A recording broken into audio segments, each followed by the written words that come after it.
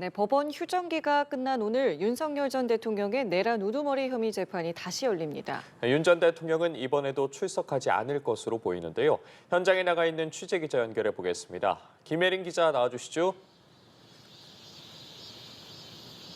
네, 윤석열 전 대통령의 내란 우두머리 혐의 13번째 재판이 오늘 오전 10시 15분부터 열립니다. 휴정기를 맞아 잠시 멈췄던 재판이 2주 만에 다시 열리는 건데요.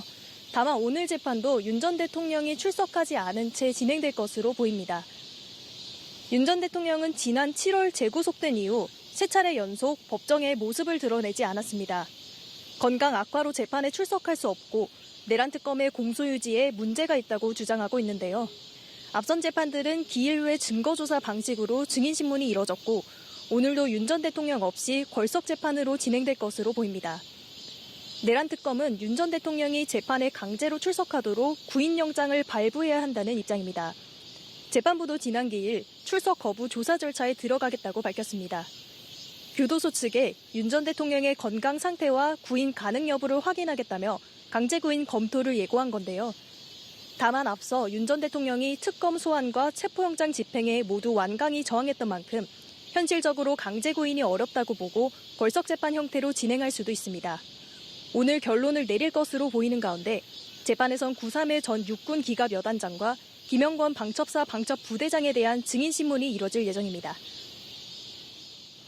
네, 이번엔 내란 특검 수사 상황도 살펴보죠. 계엄 해제안 표결방해 의혹과 관련해서 당시 투표에 참여한 조경태 국민의힘 의원이 내란 특검의 참고인으로 출석했다고요. 네, 국민의힘 조경태 의원은 오늘 오전 7시 50분쯤 참고인 신분으로 내란 특검에 출석했습니다. 조 의원은 비상계엄 당시 국회 계엄 해제 표결에 참여한 의원 중 한 명인데요. 조사에 앞서 진실을 소상히 말씀드리기 위해 이 자리에 섰다며 계엄 당일 혼선이 빚어진 것은 틀림이 없다고 밝혔습니다. 또 아직도 내란은 끝나지 않았고 당내에 내란 동조 세력이 존재하고 있다고 말하기도 했습니다. 특검은 조 의원을 상대로 국민의힘 지도부가 조직적으로 계엄 해제 표결을 방해한 정황이 있는지 조사할 방침입니다. 내란 특검은 오늘 오후에도 국민의힘 의원을 소환 조사하는데요. 오후 2시에 국민의힘 김예지 의원이 참고인 자격으로 출석할 예정입니다.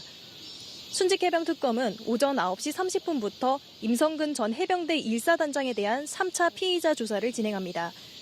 특검은 해병 순직 사건이 이첩되기 전 대통령실과 경찰이 수차례 통화한 정황을 포착하고 임 전 사단장에 대한 구명 작업이 이루어진 건 아닌지 의심하고 있습니다.